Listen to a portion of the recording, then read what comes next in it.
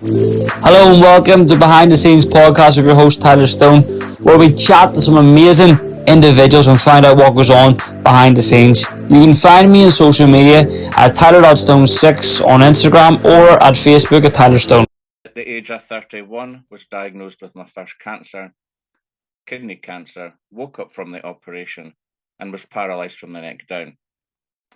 So had to start to do everything again from scratch. Second gift to my life, because firstly, how quickly can you normally reset bad habits? Well, my physical bad habits were reset overnight, so that was great. Cameron, thank you very much for coming on. Over the past few years, you've been through quite a bit, but if we were to bring it back to the start when you were a kid, growing up in Edinburgh, I believe, what was that like for you? I'm trying to remember that long ago. No, so I live in Edinburgh at the moment, but I'm actually not from Edinburgh. I was born a few decades ago in the north of Scotland in a small fishing farming village. And to be honest, I've had a very interesting life, full of gifts. I call them gifts. Some people call them challenges. And I do a lot of talking around this anyway. So I'm sorry to the listeners who maybe some of this is a bit raw for them. But for the first 17 years of my life, I suffered every form of child abuse possible. My father was an alcoholic. Life obviously had been difficult for him, so he decided to take out that difficulties on us. But actually, it was a gift for me in hindsight because I couldn't talk to people as I'm talking to you today. I was too scared to talk with my mouth, so I did it through music. I started to play the piano, and my dream was always to go into music. And then by the time I was 17, my parents got divorced. Best day in my life. And I went off to study and became a concert pianist and traveled the world. At the age of 31, was diagnosed with my first cancer, kidney cancer, woke up from the operation and was paralyzed from the neck down. So had to start to do everything again from scratch. Second gift to my life, because firstly, how quickly can you normally reset bad habits? Well, my physical bad habits were reset overnight, so that was great. And it gave me time to think, which sometimes we don't do that enough in life. And I had to recreate myself from the very start, connect to each single nerve, muscle, finger, hand, and so on until I regained mobility back. Since then, I've had other cancers. I've lost most of my family to cancer. The biggest angel in my life was my mum, and 3 and a bit years ago, she was ill, misdiagnosed, told it was a hernia, and then we discovered that it was womb, bowel, and brain cancer, and she only had 3 weeks to live. So at that point, I went up to the north of Scotland and nursed her through her journey towards the end of life. That was one of the biggest gifts as well, because we had 3 weeks, we had nothing left unsaid, but we had 3 weeks to look at each other, to chat, to share stories, and just to make sure she was calm before she died. And then since then, I've been diagnosed with pancreatic cancer. I've been through 2 years worth of chemotherapy, have been through another year and a half of immunotherapy, still here, still breathing, still battling it. But I see it all as gifts because my life feels so richer for all the challenges I've been through. Amazing. Listen, there's so many amazing stuff, and I want to say thank you for opening up about that. I love that you talk about this gift idea. And that's so powerful. But if there's so much things I want to dive into there, could you give me so much? If I were to bring it back to when you were a young kid and you were going through the abuse, and what were you like then? I was very, so as a child, I mean, I've always been cheeky. I love a bit of banter. I've always been that cheeky chappy. I'm a bit like Benjamin Button, I'd like to say as well. I'm getting younger the older I'm getting. So when I was younger, when I was like maybe 5 years old, I was always told I was old before my time. So basically, I was this 50-year-old as a 5-year-old, very serious, but a bit cheeky. but I was very quiet. I mean, the abuse was every day, in every form. So I shrank. I shrank away within myself, and over time, I didn't talk because I thought anything I say, my dad's going to take the wrong way anyway. So what's the point? So I was very quiet, and I lived within myself until at the age of 6, I started to play the piano, and my whole world opened up. Now, I should say my mum was amazing. Um, she looked after me. I looked after her. We tried to protect each other through the abuse. She was abused as well. But still, it was difficult times, revealing my age, but I was born in the 70s. Um, Back then, there was no support for children or women or even guys being abused back then. I phoned the police many times as a child. The police would turn up, come to the door, discover it was domestic violence, and walked away. So we had to live under that abuse without any way of escaping for years. And how we survived Hello and welcome to Behind the Scenes imagination, podcast with your host Tyler Stone, creativity, where we you chat to some amazing pretend everything's individuals okay, and find but out in what goes on yourself, behind the trying to scenes. find You can ways find me on to social even media at Tyler.Stone6 on kind of Instagram make or at yourself Facebook at believe Tyler Stone. that everything's okay. So yeah, I was quiet as a child. Now as an adult, you can't shut me up. You said there you were telling yourself stories, you were imagining things to make sure everything sort of seemed okay. What sort of things were you doing as a kid? Typically the kind of things I did as a kid is probably what a lot of kids do. So for instance, I used to play a lot with action figures. I loved toys, action figures, etc. But kids would play with those for fun. So a little story to tell you. So I used to play with action figures, but in my mind, they were my family. Even though there was somebody from the A Team, there was somebody from Star Wars, there was somebody from um, Zelda and various other games and characters and films. But they were all a very eclectic, open family. So there was a mum and a dad and kids and so on. In my mind, these characters, these little action figures, was a family. Now, I forgot about that. When I became a teenager, I forgot about that. But I'd set them all up in a cupboard, all sitting in sofas, and I created many lights and books and everything. Years later, when my mum and dad got divorced, we had to sell the house. I wasn't there because I'd gone off to college. My mum opened this wardrobe that had a sliding cupboard, and inside, what she was confronted with was a family of little action figures, all sitting on their sofas having a lovely day. And I think for her, that was the first time she realized that one of the ways I got through my childhood was to replay it via these action figures. I suppose a better way to say it is I've always been creative. I've always been full of imagination. And in a way, it was a gift because it was an amazing way to survive. Yeah, amazing. And you can tell that it's obviously spilled into your later life. So we're 17. We've got, you were 17 and you've what happened then? We left school and you said you've done a bit of what happened then? Yeah, so went to Aberdeen to study, to London to study, all in music colleges, conservatoires, trained as a concert pianist. So performed in major cities, travelled the world performing. But creativity has always been in my life. So I did the music, but then the paralysis stopped that. So I reinvented myself and became a director and manager within higher education and universities. Managed a team eventually of about 40 staff, managed a budget of 30 odd million pounds, but then had cancer again, then reinvented myself and retrained in jewellery design, silversmithing, goldsmithing, and also became a resilience coach, creative coach, which I still do to this day. And also went into the scary topic for some people, became a death coach. And there's not a lot of death coaches in the world. There's only a couple. And it sounds depressing, but it's not.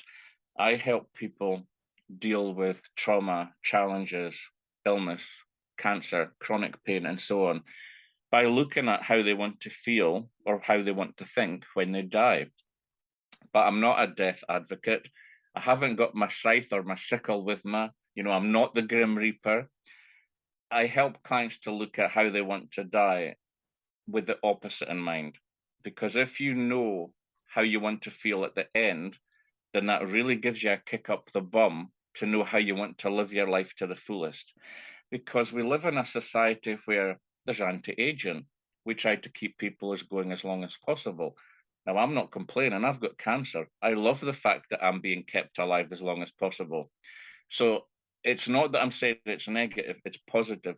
But the further away from death we get, or the longer we don't talk about it as a society or as people, we start to fear death. But actually, because death's not on our mind, we start to just be alive. Everybody on the planet, whether you're in a coma or not, you're alive. But not everybody's choosing to live their life that they were meant to live their life to the fullest. So I really support my clients to live their life to the fullest. Class, and that there's so many stuff, and I will come back to the deaf coach. But when you were speaking, I found it really interesting that you were saying that you were part of a university, and I seen it in your PhD and stuff. You worked at a university for 20 years, did Yeah, nearly 20 years. What was that like? Really enjoyed it. So I worked in a couple of different. So I worked in universities. I also worked in Edinburgh College of Art. I was good at it, and I did love it. I did love it at the time. I'm saying it's like that but situation. Yeah, I did love it at the time, but it was a hell of a lot of paperwork, a lot of staff management, a lot of working 14-hour days. Some days I'd work from 7 in the morning till 10 at night, and I did that a lot. And in hindsight, it was brilliant. So I'm not saying I didn't like it, but I'm a creative soul. Sitting working all day on staff problems, inner politics, Excel spreadsheets, although I was good at all that, didn't really fill my soul with much joy. And although I loved people and I loved managing people, but with a team of 30 plus staff, there can be a lot of backstabbing, there can be a little games played, and it did make the job interesting. But after a while, I got fed up of that, and I wanted to go back to just being more creative. So what was, you've obviously mentioned a few times. I've heard you say the word values a few times. Is this when you realize your values when you were in the school, or is a value something you've always had throughout your life? I think I've always realized, well, that's not true. I'm a true believer as you get older, you discover more about yourself. But I've definitely had some key values and beliefs my entire life. So, even as a child, I fully believed that you treat others as you want to be treated. You respect your elders. Now, there's a clause there because my dad was an elder. Did I respect him? Well, I tried to, but he didn't deserve that respect. So there are clauses, but yeah, treat elders with respect. They've lived a longer life. They've got a lot to share.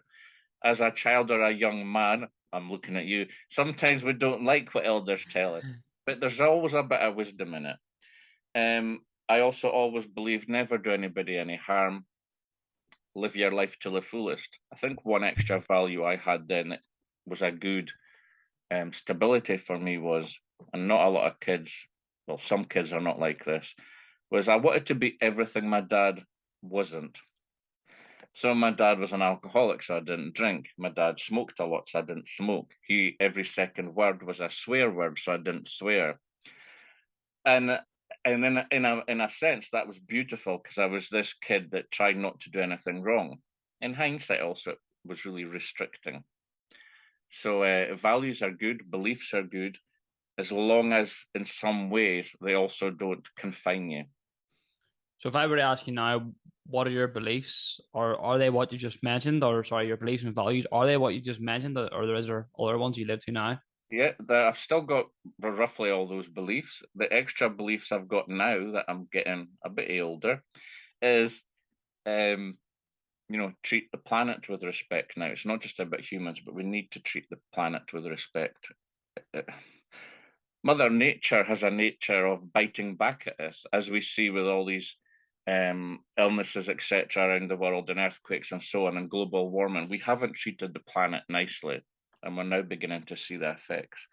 Also, I believe that although it's very good to extend life, sometimes it gets to the point that you just have to let someone go. Doesn't, life's beautiful and it's nice that we live here as long as we can, but not if there's no quality of life. So that's a new belief I have. Also, live life to the max. We get so caught up in worries about money. That's important. Money is important, and we get stressed by it. But actually, things like money, materialistic things, houses, Ferraris, earning the best wage possible, yeah, they're all nice. But if all you've got is good friends and good family and a person you love in life, that's still richness. So that's another value that I've got, is just sometimes it's who you love in your life, it's not what you've got. And also when it comes to faith, I'm not religious. I grew up as a child in a very religious community. Going back, my mum as a child had to go to about 3 different churches every Sunday just to keep each member of the family happy. And she swore that when she grew up, she wanted her children to develop their own beliefs in religion. I wouldn't call myself religious. I'm not attached to one religion. I'm more spiritual. If you want me to talk a little about my belief with that, my belief, some people might think is wacky. I'm a believer that we're all energy. Science has proven that energy can't die.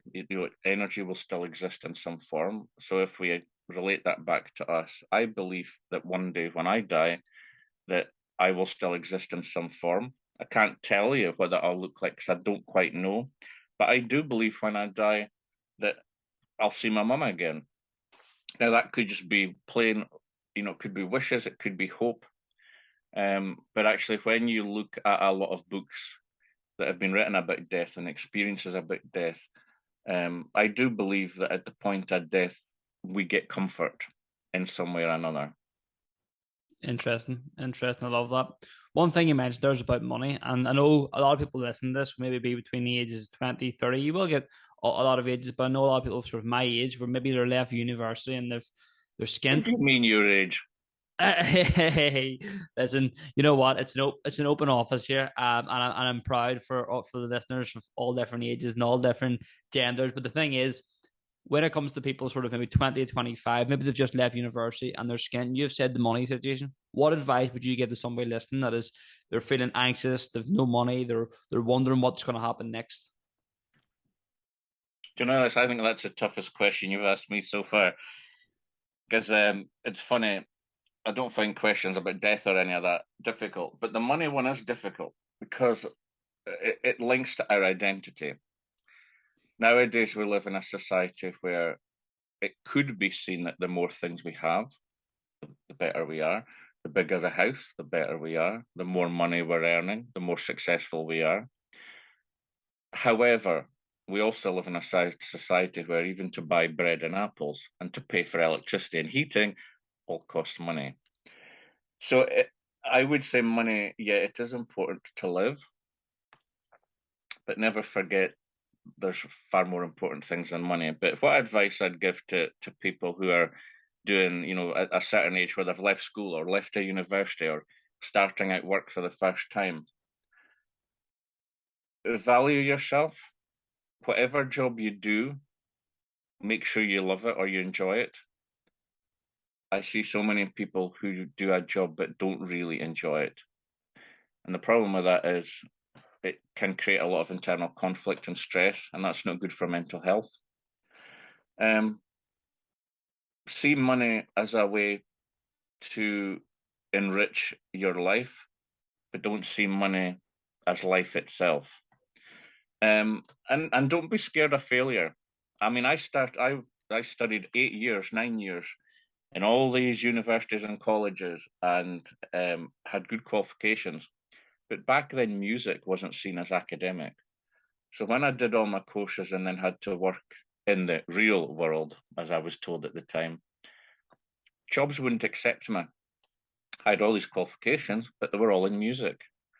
So a lot of jobs wouldn't accept me because they thought, well, that's not academic, it's not qualifications. So I started off as in the university, for instance, as a coffee boy. I took some notes, I made the coffee. Now, a lot of people would go, that's not much of a job, and it wasn't. And I think back then I got £600 a month for my first wage. But actually, determination, and inspiration and aspiration and all these things, I just kept going, and I became the coffee boy, and then I did minutes and notes, and then I took on additional, responsibilities, and it grew from there. So don't get down on yourself if you have to take a job that's not really what you wanted. The sad thing in this life, that happens a lot. But never stop dreaming, never stop hoping, and never stop valuing yourself, because actually what you've got in your head and in your heart is far more important than what's in your bank account. How do we find our values? I'd like to hear your answer to some of these questions, by the way. That's why I'm asking you. I This is just my opinion, and I'm just thinking on the spot. I think we find our values through two extremes in life. So I think we find some values through the greatest things that we experience in life, the best loves in our life, the best jobs we've had, best energies. And I think we also find our values in the darkest of moments in life. So we all go through dark moments of pain or grief, or how people treat us, etc. So I think the challenges in life, that's where our values develop from, and also our values come from how you're brought up as a child, by our elders. When we're growing up, we absorb language, we absorb mimic, we mimic what our adults do. That's how we get some of our habits. But I do think that's also how we get some of our values. Now, that can be good and bad values. And that's the only thing is, as we grow up in life, we have to choose our values. A bit like, I'm making this up now, but someone will give you a bag of shopping, but you've got to choose which some of those items you actually want to keep and eat. Well, it can be people share all their values. You choose which ones you're going to keep or get rid of. In answer to your question, I think it's through circumstances, through challenges, and through people that we get our values, but we do have to choose which ones we're going to keep and which ones we're going to get rid of. I would agree. I think you get your values from, and again, I'm still trying to tweak mine. I'm still trying to, learn mine. And there's a fellow, Dr. John Demartini. I'm not sure you've heard of him. He does a lot of work, and then I've done a few pieces of his work. And I would recommend that anyone listening, I think values determination, whatever we call it, it's free online. But the one thing he obviously talks about quite a bit, it's what you do most. So and that doesn't just mean, well, I was going to say it doesn't just mean work, but maybe it does mean work. Maybe it could be work. It could be watching football. It could be playing football. It could be sports. And I find it really interesting. That's the reason I asked that, because I was asking a lot of questions and you were talking, and I really do appreciate that. But the reason I asked that, because I guarantee there's going to be someone listening and we've talked about values and like, well, what are my values? And maybe something you've said there has just resonated and they can take that on board. I mean, you're wearing a sports T-shirt. I'm not. I mean, I know from your Instagram, for instance, that you are into sport. I'm a larger guy. I'm going through cancer. Sport can be difficult for me. But chatting about sport, for instance, there's a huge amount of values that you can get from sport. There's determination. There's hard work. To be into sports, you've got to have determination to make your body fit. You've got to work hard to develop the skills and the techniques that you need to do that sport. But also within sport, there's a value of teamwork, camaraderie, supporting your team members. So even within sport, there's so many beautiful values, some that you can get quite easily and some that you've got to work a lot and a lot of hard work to get it. I think that's where I get most of my values from personally, is football, playing football. And you talk about teamwork. I love working on a team. You talk about determination, winning, competition. Like, I don't know if winning's the right word, but competition would be the right phrase, I think. I would agree with that, winning, but also learning how to cope with failure and not winning. Exactly. And that's the big one. That's the big one, because you learn more from what you learn more from your failures than you do winning. And that's something always learned. as a kid playing football. And I think it's important to bring those sort of things as a kid. And it happens naturally, I believe, anyway. Naturally it happens sort of constantly. You bring it into the rest of your life. I think what you're saying is so powerful, because I believe that too, that it's what you lose in life, that's where your greatest lessons come from. Learning how to cope with the loss of a sport by losing, or losing someone in your life, or losing a job, or losing part of your identity. But all of that comes from how you cope with sport as well, and the loss. I think that ties us in nicely to what I would like to talk about next. And you went through a lot. We've mentioned already. You obviously you had cancer. The first time you lost quite a bit. You're paralyzed, and I would love to know a little bit more about that. What was that like for you? I'd love to paint a rosy picture because I'm a very positive person. So I was like, as I've said, yeah, it was a challenge and it was beautiful and it was a gift. But actually, in reality, it was all those things. But in reality, waking up and all you can move is your head, whilst family members are really upset, you're really upset because you can't feel your toes or your hands. You have an anaesthetist who says to you first thing, "Well, you signed the waiver. You knew there was a chance something could go wrong." All these things, initially, how I felt was trauma. I was stressed. I was crying. For days I cried, because firstly, you need your body to do everything from going to the toilet to hygiene to getting dressed to eating. You need your hands and feet for everything in life. Um, but also, it wasn't so much the fact that I was paralyzed. That that wasn't the primary. That was my secondary issue. The primary pain came from the fact that I'd lost my voice, i.e., couldn't play the piano anymore.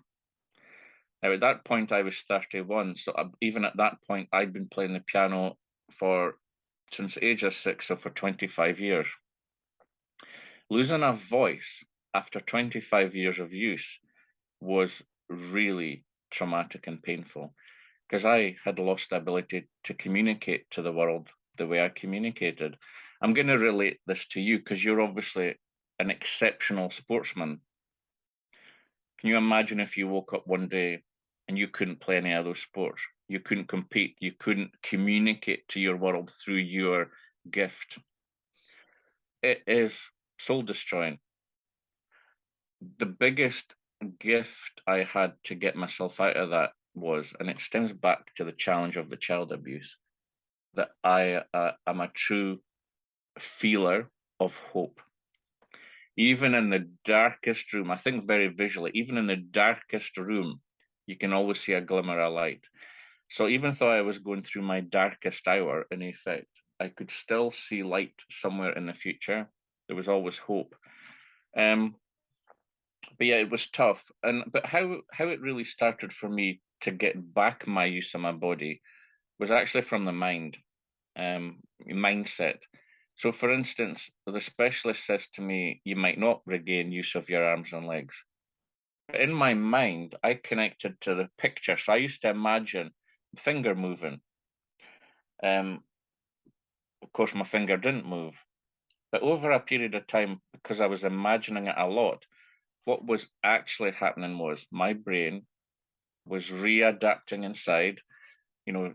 Synaptic nerves and impulses were changing. Um, my brain was reconnecting to different parts of the brain and different parts of the body. And over time, that ability to imagine my movement, suddenly my little fingers did move.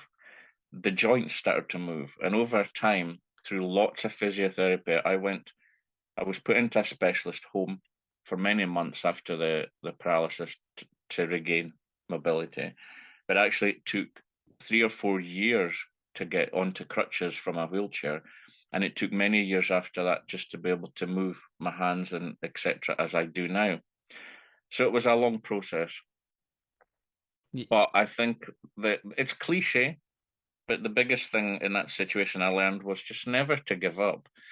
And doesn't matter what someone says to you, it's not necessarily the case. So being told you're never going to walk again, that just fueled me to prove them wrong. It's amazing. That's so honestly listening the whole way through that. First of all, I was imagining what that would feel like on that hospital bed, But then I felt as you speak, getting inspired, getting that whole story you were talking about there, where you couldn't move and you visualize it happening and it happened. Would you say, and I'm sure I can probably guess the answer to this, but would you say that your positive mindset was what got you through that? I've got a dry sense of humour, so I'd like to say no, it didn't even enter into it at all. But it's not true. I think the thing that's gotten me through everything in life is the positive mindset. Also, being realistic. So, we are going to have bad days. You're going to have days when you actually don't feel hopeful and you don't feel motivated. And what I'd say to any of the listeners is that's okay. Don't put pressure on yourself. If you're having a bad day, you're having a bad day. But yeah, determination and hope does keep you going. I would say a huge part of my healing process has also been the people around me. The beautiful energies and souls, my family, my friends, my partner, that are all in my life. So they all have truly helped me.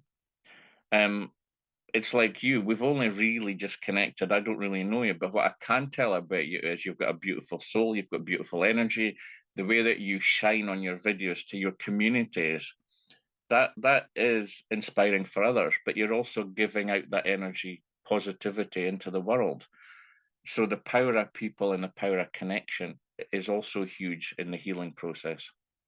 Thank you. Thank you. No, I believe that too. And I believe that one thing you did mention there at the start was, being realistic. And I think that's important because a lot of people think about this having a positive mindset. It's like, not at all, because you're going to get challenges. And what do you do then? A positive mindset isn't going to get you through that. But I think it's more just having that positive outlook rather than, always thinking the worst. Would you Yeah, agree? definitely. And I also think we live in a society and a world where mental health issues are prevalent. I'm a true believer that actually all of us have some form of mental health issues, particularly coming out of COVID. But it doesn't matter what you're going through in life. I think one of the things that is needed is to talk about it. The more you don't talk about it, the more you trap it inside yourself. One thing I like to say to people is the only voice you will hear from the minute you're born to the minute you die is your own inner voice. You'll hear other voices, but the only one that you'll hear every minute of the day for millions of hours is your inner voice. Now, sometimes that can be positive, but actually, we all have an inner critic. So you will get bad days. You will maybe suffer from imposter syndrome, all these things. But never stop believing that something isn't possible, because it always is. And actually, I'm a true believer that choice is important. And hopefully, this makes sense. You might not always be able to choose something positive, but just so, for instance, I was paralyzed. I couldn't choose myself to be unparalyzed, but I chose to accept the fact that I was paralyzed, and I believed that I wasn't going to remain that way. So, yeah, I think belief and choice, awareness are all important. But it's just what you're doing in your podcast. I think the most important thing of everything is to talk. I agree. I Don't agree. let, don't let it build up inside. I agree. I think there's this the saying going about at the minute, it's okay not to be okay. And I'm all about that saying. A lot of people don't. A lot of people think that, it's not okay to be okay. But I think the saying, it's okay not to be okay, is highlighting the fact that if you're having a bad day, if you're having bad thoughts, you're not broken. It's okay. You'll feel a bit better. Tomorrow will come. Do you know what I mean? I think that's what it's highlighting. What are some of the things that you do to, if you have those days where you've got that inner critic, you've got that inner voice, what are some of the things you do to maybe, we'll say, quiet it down? Okay, so I'll take two stances of this. If I'm having a bad day that is where I've got a lot of pain, so I'm now talking about physical things, so my body's not feeling right, or I'm in a lot of pain or discomfort, or just had cancer treatment and so on. In those days of physically being down, how I get myself, I wouldn't say out of that because that can be difficult, but how I can help myself is movement. Even though I'm in pain, I like to move. I like to keep the circulation and flow. Also distraction. So I'm a creator. I paint. I still play a lot of piano now. That's come back. But I'm also a jewellery designer. I do a lot of weaving. So I'm a Viking weave specialist. Um, a lot of friends call me Rumpelstiltskin. So I'll take a piece of thread, I'll turn it into something beautiful. Distraction's a good way for me to help cope with physical pain. And also sometimes just resting, lying down. Sometimes you have to give into it. I would say the biggest thing, therefore, if you're suffering a lot of pain, is self-care and making sure you've got people around you to help. When it comes to imposter syndrome, the inner critic, or mental health reasons of why you might be having a down day, again, talk about it. How I cope is I talk to my family, my partner, my friends. I listen to music. Music is a great way to stimulate positivity, even when you're feeling really low. I put on Xanadu. I put on some Saturday night disco music to cheer myself up.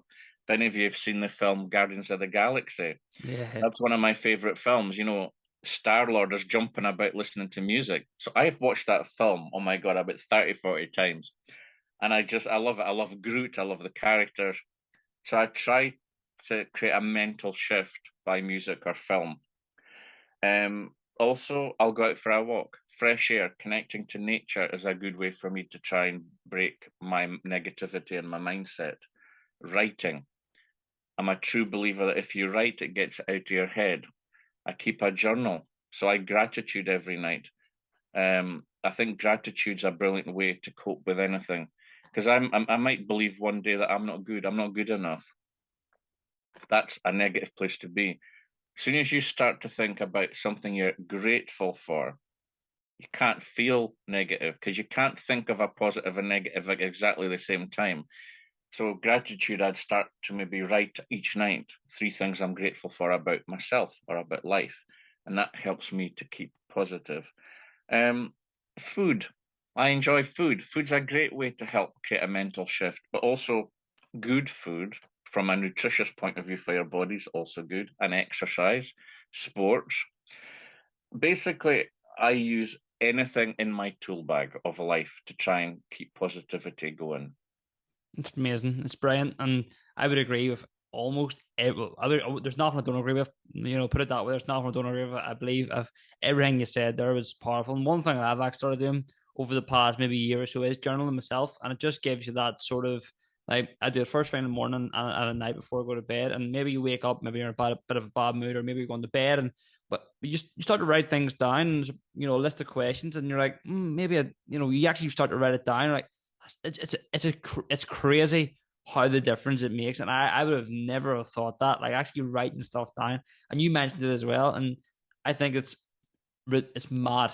I think the beautiful thing is it's a couple of things. What you've said is what I agree. Getting it out your head and onto paper, that helps. But actually, you can also use it as a way to see your growth or to see how you've improved or how your health is healed. It becomes like a diary of your thoughts, and therefore, you can look back at 4 months ago and go, actually, I've really changed in the last few months. So there's that aspect of it as well. I also think writing is a bit like the other thing that I think is important. Even if some of your listeners might think I'm crazy, even if I'm on my own, in the flat on my own, I will talk. Not to myself, but I'll talk out loud. Like, I'm feeling this today, because I think if you hear yourself saying something, it is powerful, because when we hear something, our brain actually picks up the frequency better, takes it into ourselves better, and therefore we can really start to understand how we feel by talking about it, even if we're on our own, because we then understand it deeper. Amazing, amazing. So we're a deaf coach. If I were to come to you, or if anybody were to message you and say I'm interested in becoming one of your clients, what would happen? What goes on then? So with the process of coaching, basically I meet with my clients. We initially have a one-to-one free discovery call just to chat, because I'm a true believer that, yeah, I've got to connect with them, but my client also has to connect with me. A coach or any type of support, counselor, psychotherapist, sports coach, whatever, you have to connect to them, or it's not worth going to that person. So there's always an introduction call. But really, through questioning and through looking at someone's life, we work out what their priorities are. That could be as simple as someone wants to change their job, or someone wants better health, or someone maybe doesn't want to be in pain. But I do it through looking at the end of life. So, for instance, I'm going to now put you on the spot because you've been good at putting me on the spot. How do you want to feel, or what do you want to be thinking when you die? When I'm on my deathbed, I don't want to be looking back at my life thinking I should have done this, I should have done that. I wish I went to those places. I wish I made better connections with this person and that person. And that's something that I've tried to be wary of quite a bit. And sometimes I'll feel myself slipping out of that sort of mode. I'll try to bring myself back in. But I think that's something that I'm always wary of. It's a big question, by the way. Like, this answer could change. But right now, I thought about it before. If I'm in my deathbed, I don't want to look back at my life going, why did I not do this? Or I should have done that thing. So I start from that place with a client, not with all my clients, because I have to say I am a death coach, but I'm also a creative coach. I do different types of coaching. But from that perspective, I'll ask the client that question. But basically, we then work back the way. So we create a plan of action, like you would do in sports. We work out a plan of how they get there, even though hopefully they won't get there for another 50 years. This is not just clients who are going to die tomorrow. I'm working with clients who sometimes are your age and might have another 70 years left. But we create a plan of action. And then we make sure that any regrets they've got are either reconciled or dropped or resolved. We look at things they want to achieve and I help them get there. We look at emotions or behaviors or habits they want to lose. So we'll help them to lose it. Ultimately, to your listeners and for yourself, one of the most positive things you can do every day, although it doesn't sound that, I ask myself every day one important question, and this helps you keep on that track. If I die tomorrow, am I going to be happy? Now, where this helps me is, and I'm sure doesn't matter how beautiful you are as a person, I'm sure you now and again have arguments with some people. So you have an argument with someone, and sometimes it finishes and it makes you feel raw. I will ask myself, if I die tomorrow, am I happy with how I've left that conversation? If I die tomorrow, am I happy with what I've said? And if you're not, then do something about it. Because we don't know if we're going to have 50 years or not. But actually, taking a step back from that, the beauty of this, it isn't that you're going to die. It's that you're dealing with those pains now and you're going to make your life much more wonderful now. So ask yourself every day, if I do that, or if I've done that, or if I've said that, if I die tomorrow, am I happy with that? And if you're not, do something about it. Amazing. Again, it's that positive mindset, isn't it? And like when I first heard deaf coach, what's that mean? What's that mean? But now I understand, and that's really, really interesting. So if you had a client, maybe the were sort of, I'm not saying anyone's going to die at 60. I am not saying that. I'm not saying that. But they've came to you at 60 and they've got illnesses. What way do you go about that? A lot of fear around. So we're now talking about someone who is actually dealing with death, and they know that we all know we're going to die, but someone like that knows that it's more imminent, or they definitely know the reasons behind it. A lot of our fears of death, and that's how I would start to work with them. In that situation, it's making sure you don't have any fears. And if you do have fears about death, then I work with my clients to work through those. Now, again, a lot of our fears might come from not talking about things. So I talk more to the client. I give the client a chance to open up. We look at their fears and I'll work through it. Now, I'm not a doctor. I'm not a qualified psychiatrist or psychologist. So I'm not there to counsel my client, but I do listen to my client. What I do is I try to give them actions and things to do with my support to reduce the negativity of some of their fears, or to alleviate their fears, or to completely get rid of their fears, depending upon that I can't even speak. But a lot of our fears are also triggered to emotions. Now, what I will do is I work a lot with clients who are facing death to work through those emotions. And one of the best ways to do that is through creativity, through expressing yourself. So I give my clients and I work with them, whether it's drawing, painting, words, poetry, music, jewellery design, whatever it is, or just through talking, we work through that emotions.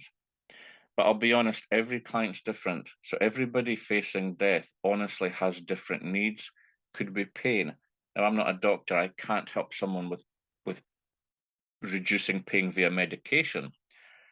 But again, pain, you can also find ways to cope with pain through talking, through distraction, through changing your focus, through breathing, all these different techniques.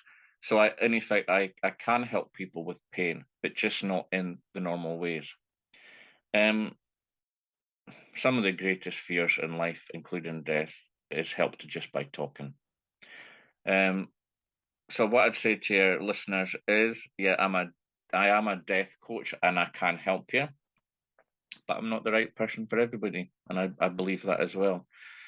In that moment that you're going to die, I think it's important that you surround yourself with your loved ones, with people that you love and trust. Equally, I also believe that sometimes it's helpful to have a few people in your life that you don't know, because my mum, for instance, was a hairdresser. And she often used to say that people would chat to her because treat her like a counselor, because actually they didn't know her. Sometimes it's easier to talk to a stranger. And I think that's where it is helpful for me because I don't know most of the people in the world. So therefore, the help I give them as a coach sometimes is beneficial because I'm not part of their family.